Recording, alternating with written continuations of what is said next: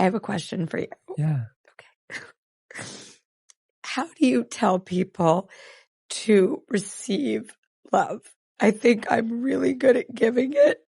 I'm great at giving it to my daughters and to my friends, but I've noticed how much of like my history with the romantic space, I am so stuck, and I'm the person who doesn't want to be stuck.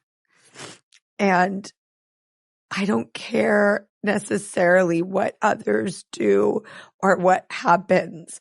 I want to know what work I could do to take my walls down, believe and trust, because I am really trying to figure that out right now. I've sort of told myself I'm okay, I'm fine. I'm lucky I have 2 kids. So if it comes to, and I have these amazing friends and I have these beautiful coworkers, my cup really runneth over to the point where like, I don't feel like I need love. I'm abundant.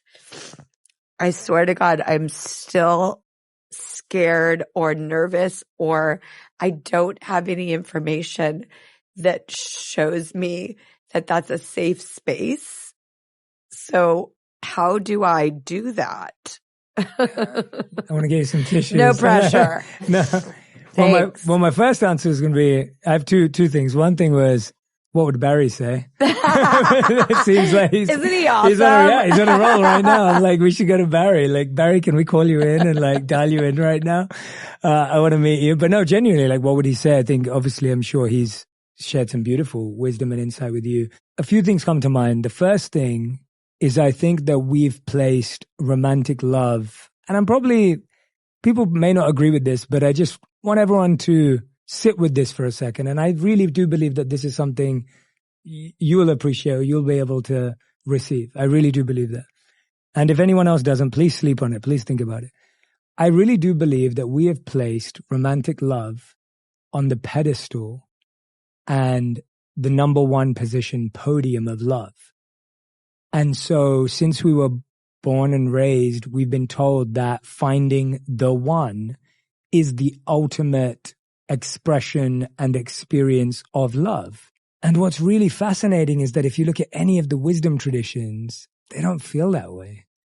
All the wisdom traditions would suggest that the love that you have for your coworkers, your friends, your family, the stranger on the street, the person driving the car, the person that you just bumped into at the grocery store, at the coffee shop, like the love that you can embody and experience and share with that person and receive from that person, that love that you can share with anyone and everyone you meet, that is actually the ultimate expression of love. And so what you just said, that you're great at giving love to everyone, you have this beautiful full cup around you, but it's the wiring that's been put into our minds that without this, we are incomplete, unfulfilled, and undeserving.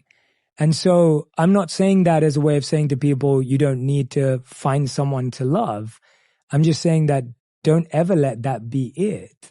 There's so much more to what love truly is. And so we've got to change our order of what's love. You know, you look at the wisdom traditions and they'll say the closest thing to unconditional love is a mother's love for her child. Yeah. Like that is like the closest thing to real unconditional love. Like it's not talking about a love between two people who romantically got involved. Like that's beautiful. I'm not saying it's not beautiful. I'm just saying it's not it. I think it's okay. First of all, your answer is exactly what I was meant to hear, because I do feel that pressure.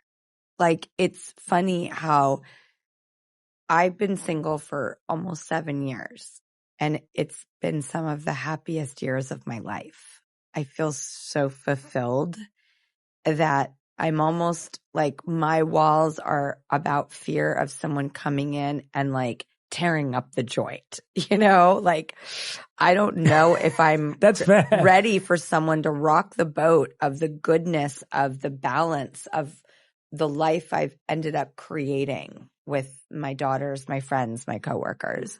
when it didn't work out with their dad, that was a thing that took me many years to recover from because I so wanted the nuclear family. It turns out we are literally having the next best thing, or maybe even the plan that was in place all along that we're so close. I love his wife so much. My children and I, literally our stepmother, Allie, I call her our stepmother, like I love that. She is the greatest. His mom and dad are Grammy and Poppy. I'm so close to them. His sister is one of my best friends, my children's aunt, and the mother of our 3 silly cousins. Like, I never dreamt I'd have this big and beautiful of a family. There's just not a legal marriage there, but there's every single thing else there. And since that stopped, I've just been okay. And I think it is a lot of societal pressure. And the reason I got so emotional asking you is because you're a monk and probably had set yourself up for the idea that you might not experience that. And I have probably given myself now, and you have a beautiful marriage. I have probably told myself a narrative of you will not have that kind of love. But it doesn't mean that I feel any less fulfilled, but I'm in a mindset of, oh, that particular type of love is not available to you. Yeah. So I asked you of all people because you probably had that narrative in your head yourself at some point. Yeah, definitely. I mean, and I couldn't agree more with you. Like, that needs to be on billboards and like really a much more common, confident understanding of love is love, which is the best kind or the most important kind or the one you think you're supposed to have. That is not the point. Mm-hmm. And boy, I knew I should ask you, and I just got the most satisfactory answer. I've probably never verbalized that answer to anyone else either in this sort of forum, because I genuinely believed when you asked me that question that, obviously knowing that all types of love are available to everyone is an important thing. That's a separate thing to focus on. But I think the hierarchy that we've placed on love is what's distorting our vision of what we need. And it follows you forever. Forever. I didn't have a relationship with my dad. He left before I was born. That I accepted that, but like another woman will be like, I'm 45 and not married or this or that. And it's like, this society allows that to really haunt you in a different way than, well, when it comes to love and a man, my father and I didn't have that, but we move forward, or maybe it holds us back spiritually or emotionally, but not societally. Yeah. You're right. We have put that romantic love on a pedestal that seems to, like, if you don't have that kind of love, it diminishes the other kinds of loves, which can be not only as equally fulfilling and satisfying. Gosh, I really is. Well, that's society's problem, not our problem. Yeah, I know people who love their work but feel incomplete without that. I know people who love their children but feel incomplete without that. I know people who have the love of their entire tribe and community but feel incomplete without that because of the way it's been portrayed. And I think that when you also put something on a pedestal like that, your expectations of that also go up.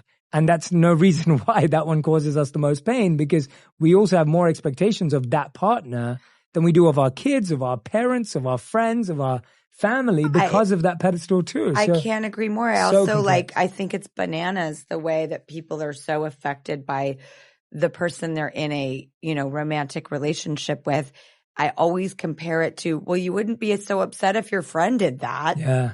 You'd just be direct and you'd figure it out and you'd fix it, and you wouldn't take it so personally and flip out and build up all these resentments. Like, friends have a delicate relationship in a garden you still have to tend to, but the reactions are way less heated. Why is it that the minute sexual stuff is involved, we literally flip out? Like, what is going on? Yeah. Oh my God. That's it. That I've always been aware of. Yeah. I'm like, I really just wish I could have a relationship like I do with my friends, because they're not so flipped out all the time. Yeah, definitely. We just deal. We just deal. Yeah.